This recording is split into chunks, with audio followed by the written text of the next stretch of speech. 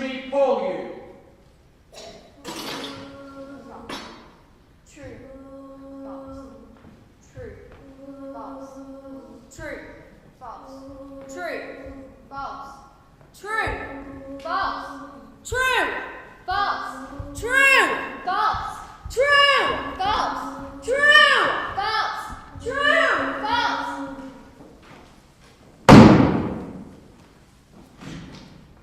Enter projectionist.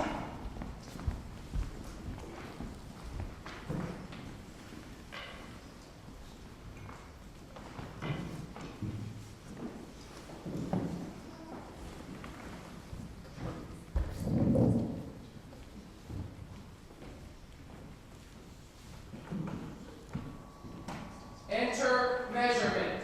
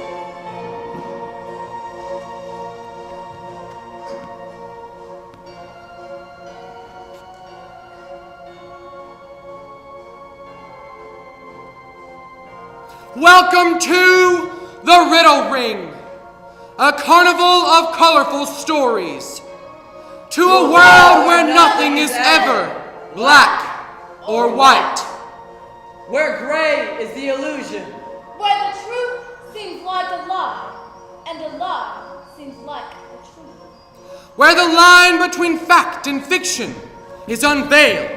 I don't understand. He was evil.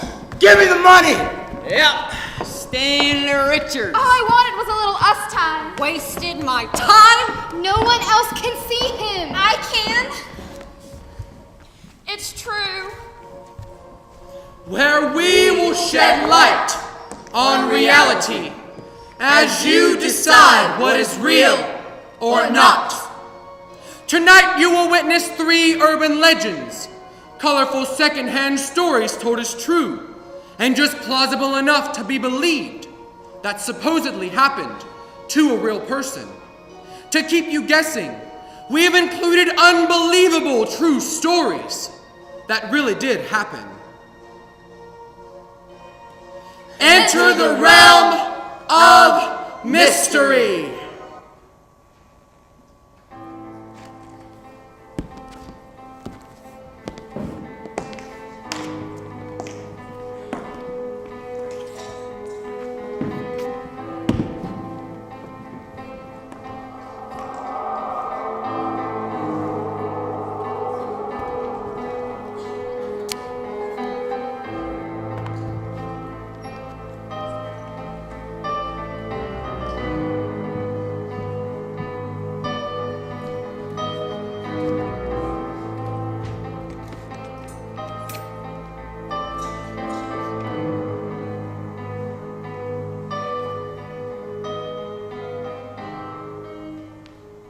Our desire to document every aspect of our lives increases daily. Cameras have been crammed into every device possible to serve this purpose. They're in our phones, our computers, and even in our iPods. But they do more than just document and bring us closer together. Stores often use cameras to catch thieves. Alec Willows is about to find out that a camera isn't the only thing protecting his convenience store.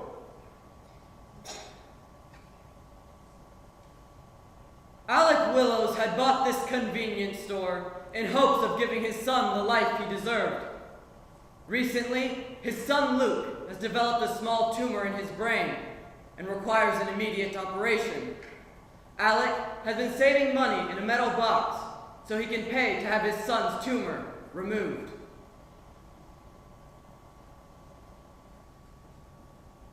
Good afternoon, Miss Leanne. Good How are you? I'm very well. And you? Oh, I'm very well too. Today I'll be able to pay for my son's operation with this money I've been saving. That's great news. I'm very happy for you.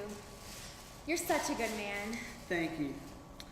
You know, Mr. Richards, the previous owner of this place, he was a terrible man. He hated everyone, even the little children. Yeah, I've heard that. I just wonder how people get that way. He had no heart. He was evil. Nothing but evil in his chest. You know, he was killed right where you were standing about a year ago. And that camera up there, it got pictures of both the killers. Neither one of them were ever found. I know it's sad to feel this way, but when I heard of his death, I wasn't the least bit sad. Anyways, how much would that be? That'll be $7.50. Keep the change for your son. Oh, thank you. Good afternoon. Have a good evening. Alec was just about to close the store early to go sort out details and pay for his son's operation when one more customer walked through the door. Hello, sir. Can I help you with anything? Yeah, how about you? Give me the money! I said, give me the money! Please, don't hurt me. No, not that. I want the box. What box? What do you mean? The metal box keeping to the counter, Alec. How do you know my name? The box! Now! Now get on the floor.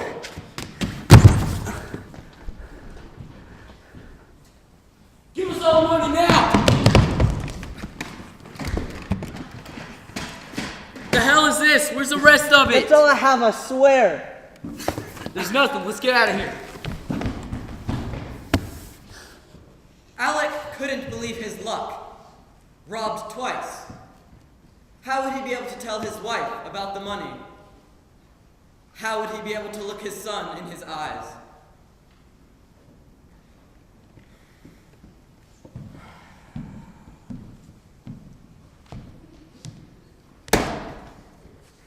So you're telling me that you robbed twice this evening within a matter of minutes? Yes. A man came in, robbed me, and took the metal box I've been saving to keep the money in. Alright? Then shortly after, 2 other robbers came in and put a gun on me as well. Well, let's take a look at the film on the surveillance camera.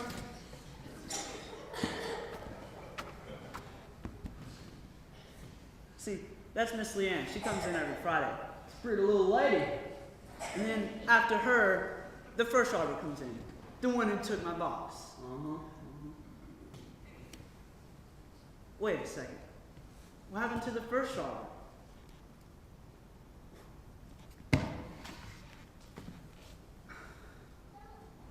Are you kidding me?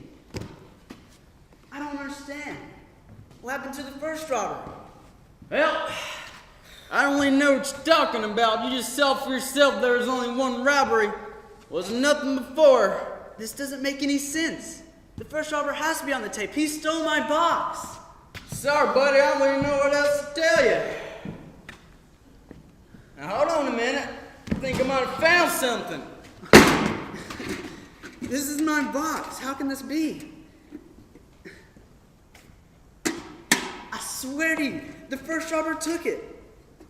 Well, I don't really know what happened here. At least you got the pretty little box back. You take care now, Raleigh. Thank you, officer.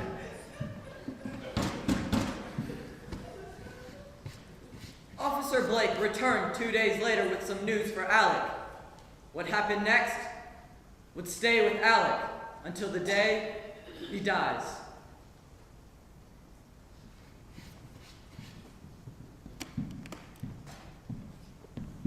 Just, want to let you know that we caught them thieves that held you up the other day. Really? That's wonderful news. Now, hold on a minute. Don't go piss your pants all at once. They also confessed to the murder of Stanley Richards. What? Yep. Took a look at the film last night myself and it was there. You know, you were lucky. You got a copy of the tape right here. You want to look at it? Sure.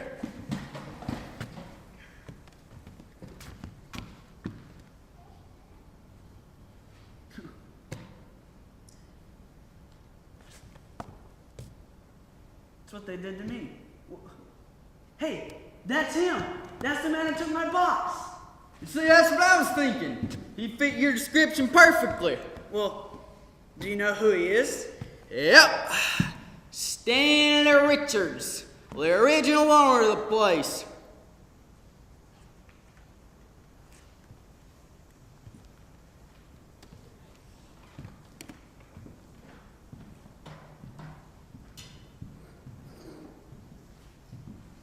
Was the man who stole Alex's box really Stanley Richards' ghost, coming to right some of his past wrongs? Or was it just someone who looked like him? Was this story true at all? You can decide later.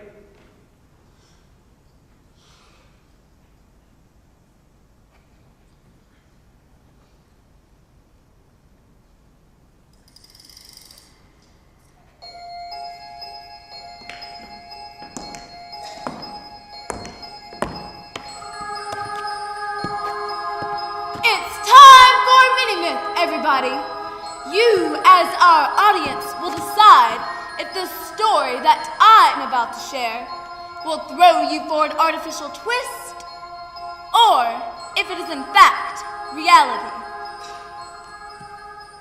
Every day, a lady toting a baby walks into a convenience store to buy milk. The owner of the store notices this woman buying the exact same thing with the exact same change. Now one day, the woman came into the store and stole a bottle of milk.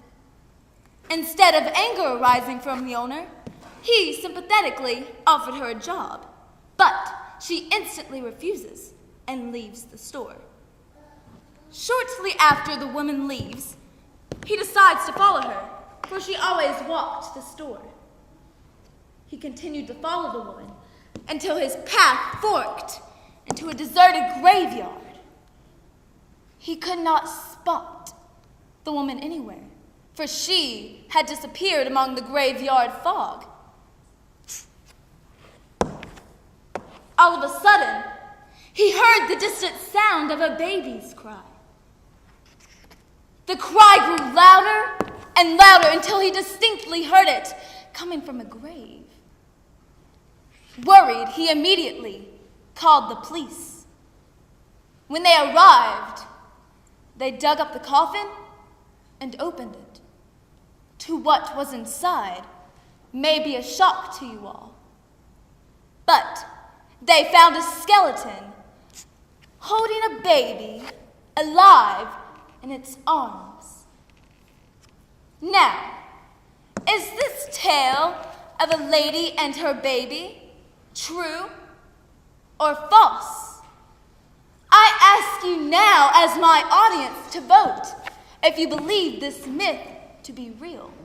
So please raise your right hand in the air if you think the story is true.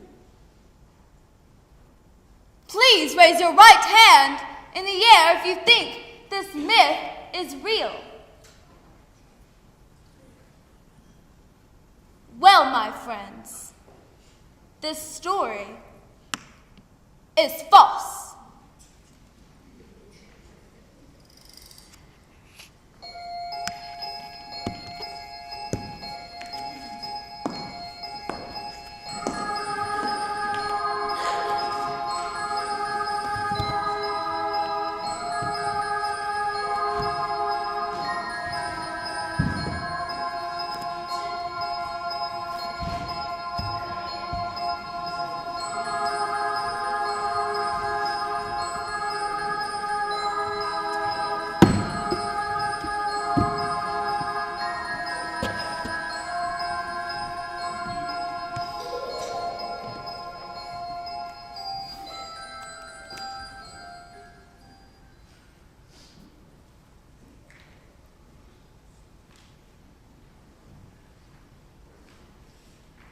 Relationships require responsibility.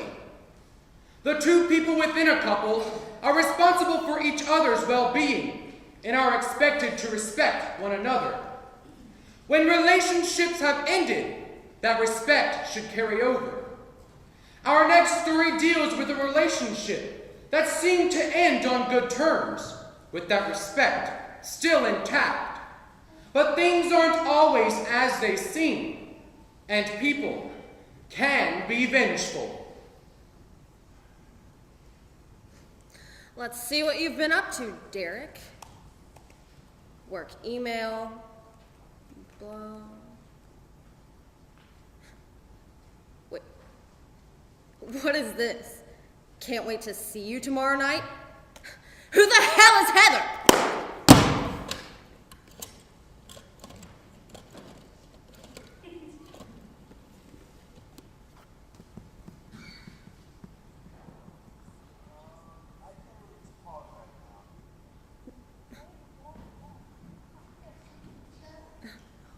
Working hard?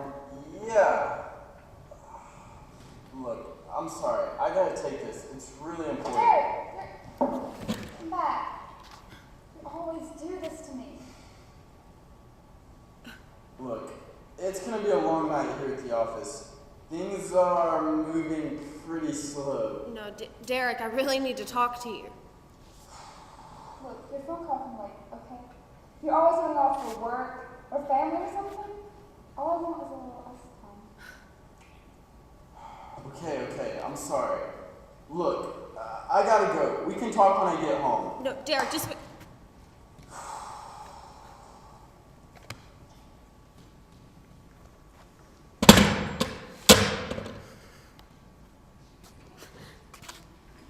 As if I can't hear her in the background. How could you do this to me? You said you loved me. I feel so stupid. How long have I been letting this happen? I won't stand for this. No, I'll pay you back. You just wait. Derek and Heather enjoy their evening together. And as for Elizabeth, she finally falls asleep after a long night of grief and disbelief.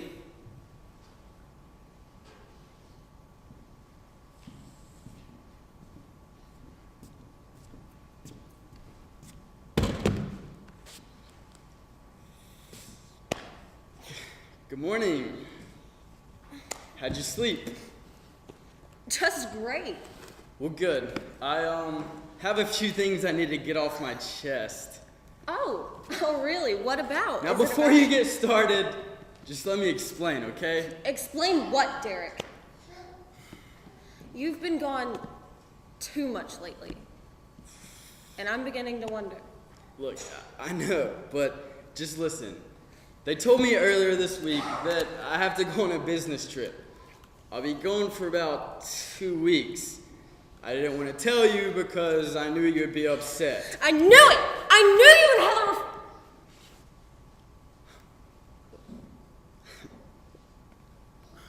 What are you talking about? What? So, you know about her then?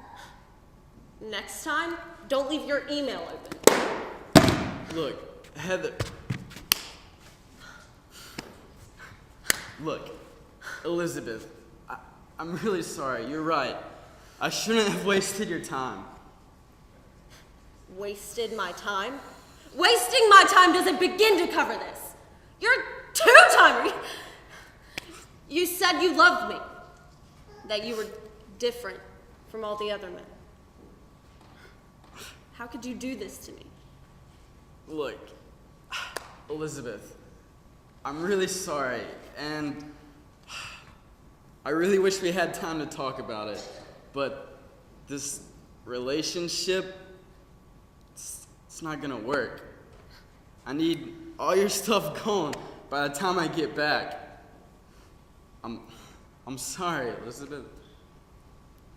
I don't love you anymore.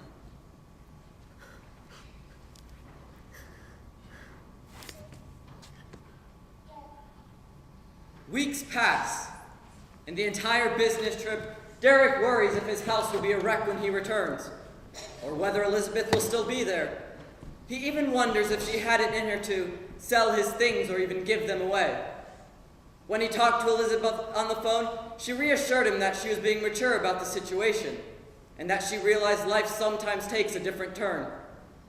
He hadn't the heart to tell her that Heather would be going with him on his business trip, and that she would be moving in.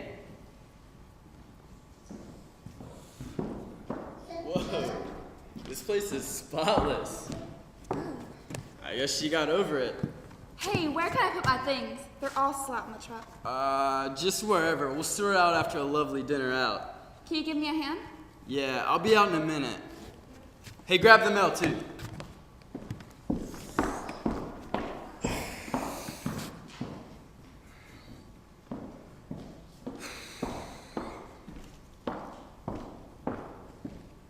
I think it's all junk, except for this.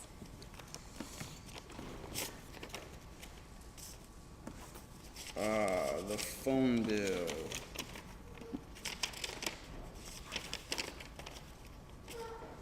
Wait a minute. This can't be right.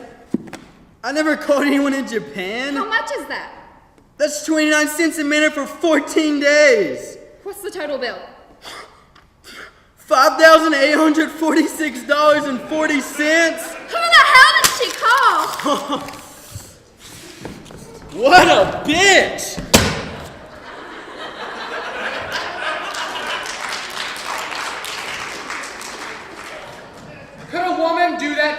man she used to love? Could she perform such a ruthless act? Why not? Hell hath no fury like a woman scorned.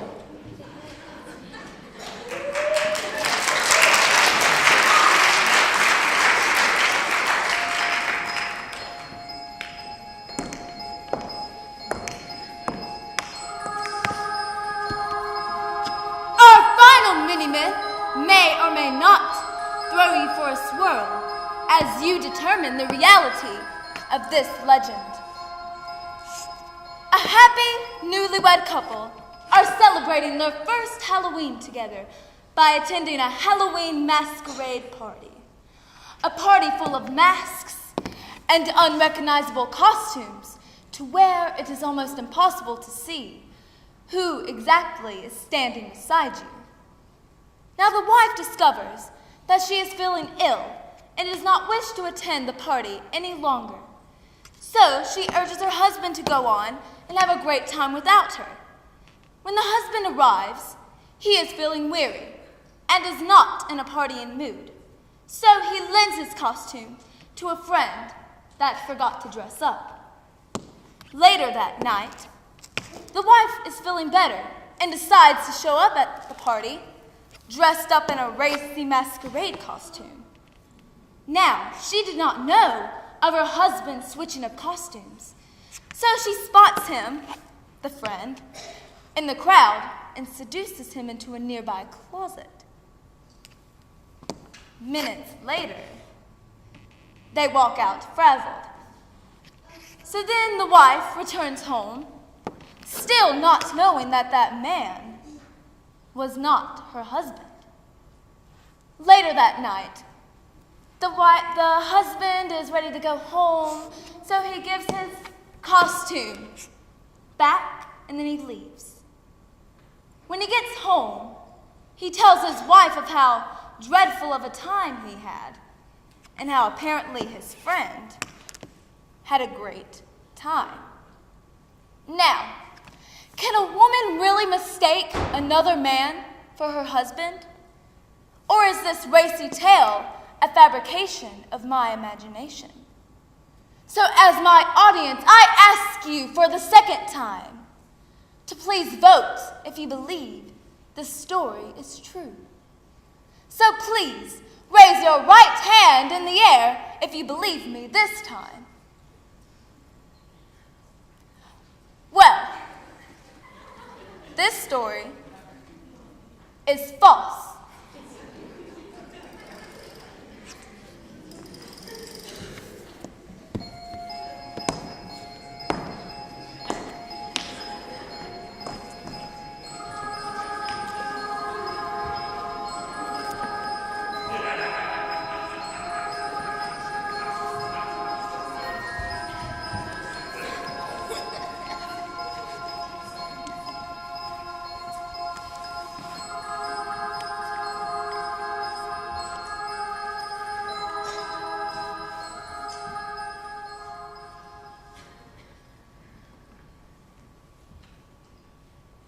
The mind is a wonderful place where imagination at a young age is encouraged.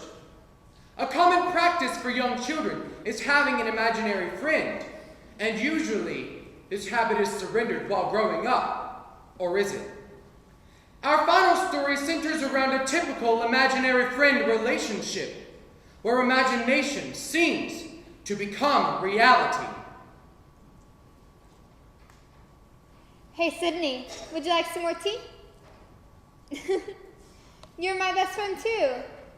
What's that? That's terrible, Sydney.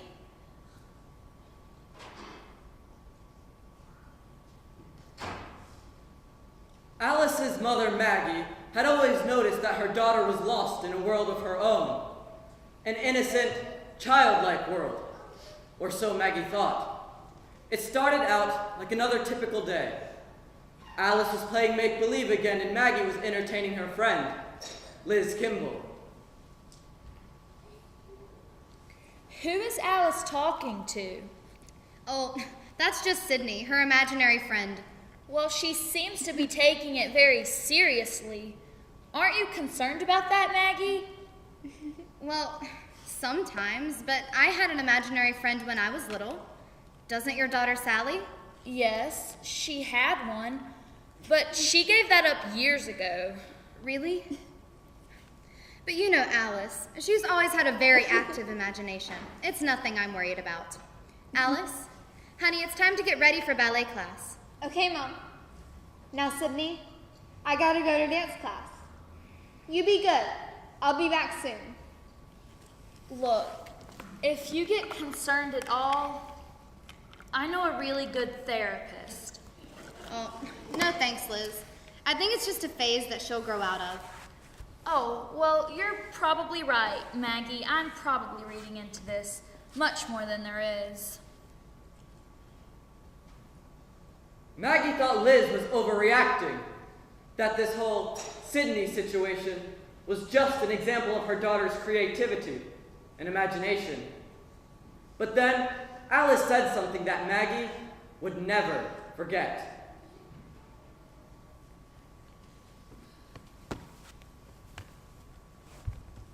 I'm very sorry, Mrs. Kimball. Sorry about what, Alice? About your divorce. Alice, what have I told you about making up stories? But I'm not making it up. Sydney told me. Liz, I am so sorry. I don't know where she gets this stuff. Maggie.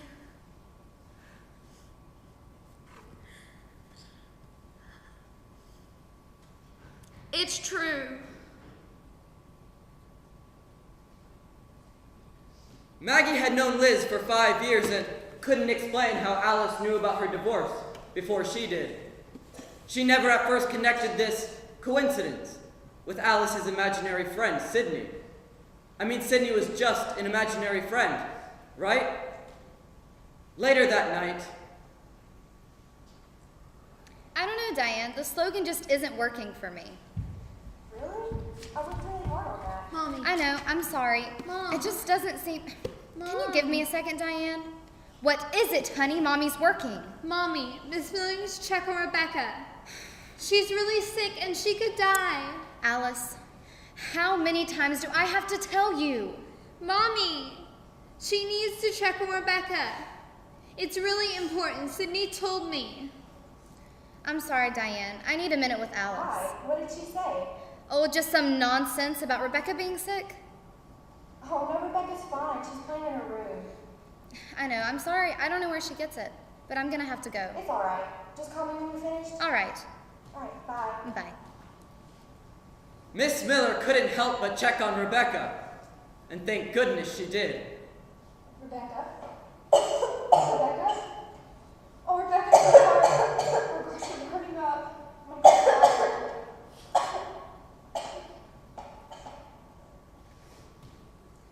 Miss Miller got Rebecca to the hospital in the nick of time. But how did Alice know that Rebecca was sick? This whole Sydney thing was beginning to make Maggie feel uncomfortable, to the point to where she had to sit Alice down and talk to her about it. Alice? Honey, come here. I think we need to have a little talk about Sydney. Why, Mommy? Because, sweetheart, you're scaring people with all of your wild stories. But, Mommy, they're all true. Sydney doesn't lie. Alice, I don't want you to talk to Sydney anymore. But please, you're getting to be such a big girl. Don't you think it's time to stop pretending that Sydney is real? But he is real. Aren't you, Sydney? No, honey, he's not real. Nobody else can see him. He doesn't want anybody else to see him because he's my best friend. Alice, Sydney. this is getting ridiculous. Sydney. No, Sydney. look at me. Sydney. He's not real, Sydney. Alice. No one can see him. Sydney, stop! And Doris is dead.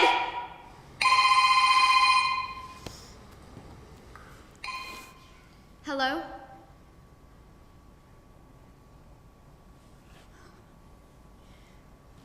Okay.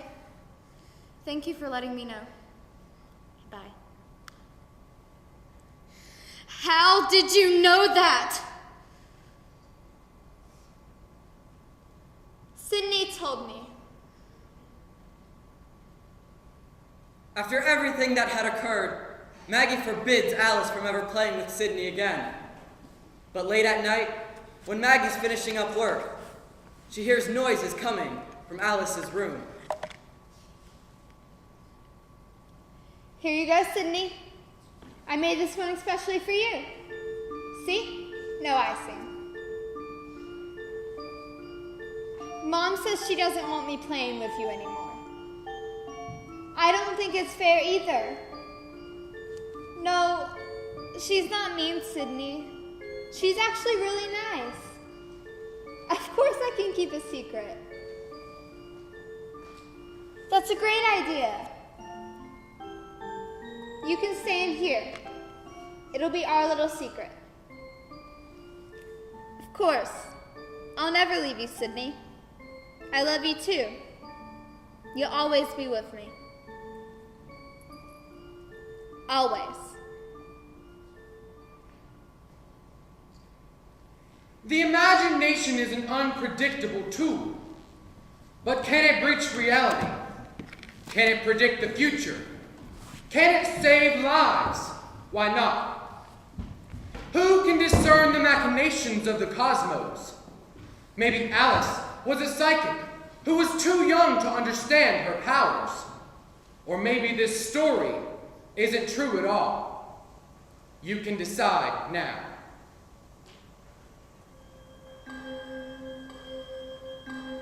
This concludes our 3 strange stories of fact or fiction. You now have a critical decision to make. You must strive to discover what is true and what is not. What do you make of these tales? Our first story tells us about Alec Willows, a kind convenience store owner that was saving money for his son's operation. When a man came in and stole the money, he thought it was lost forever. Then 2 other thieves came in and took the few dollars Alec had left. But later, the money he was saving turned up safe and sound. Even more mysterious, the man who took it looked exactly like the previous owner of the store, who had died a year earlier. So what do you think? Is the story true or false? Please raise your right hand in the air if you believe this myth to be real.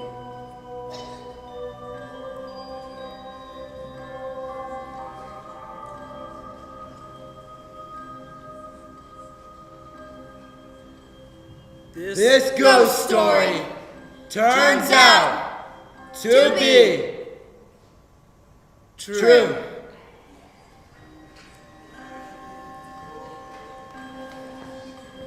The relationship in our second story didn't end on great terms, and the broken-hearted woman wanted to get revenge. While her ex was out of town, she placed a long-distance phone call that resulted in a nearly $6,000 telephone bill. Now, is this story true? Please raise your hand in the air if you believe us.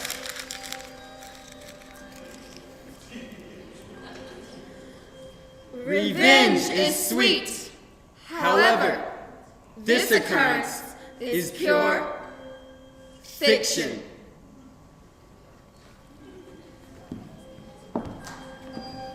Our final story revolved around young Alice, whose imaginary friend seemed to predict the future with frightening accuracy. But was this story true at all? Please raise your hand in the air if you think we are telling the truth. This story was not a concoction of our imagination. It is, in fact, true.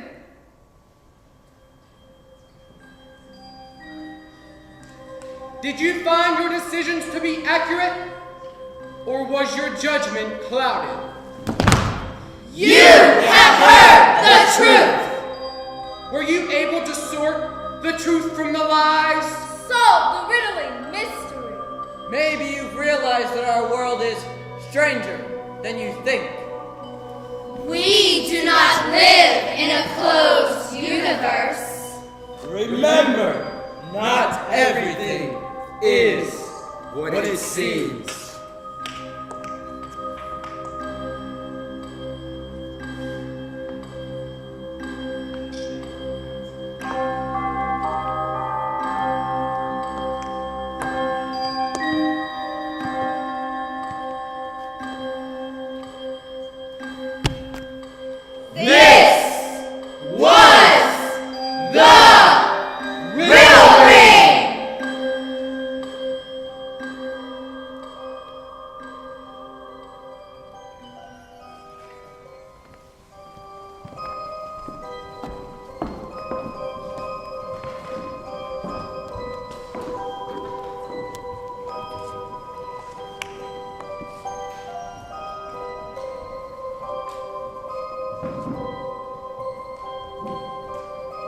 Release the weights.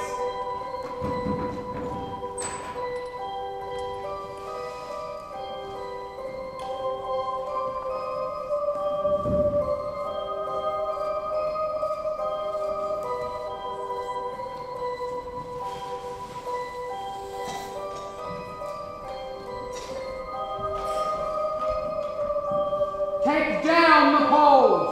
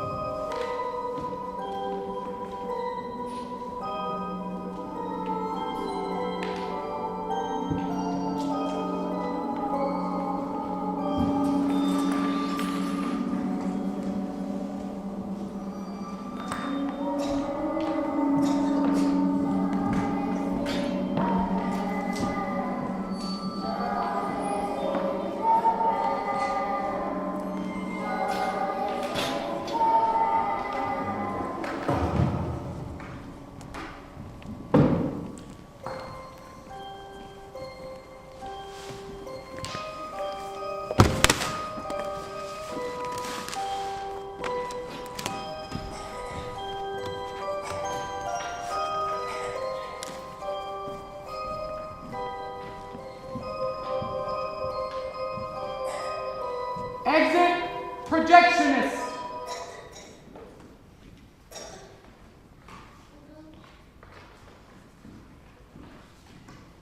Exit push me pull you.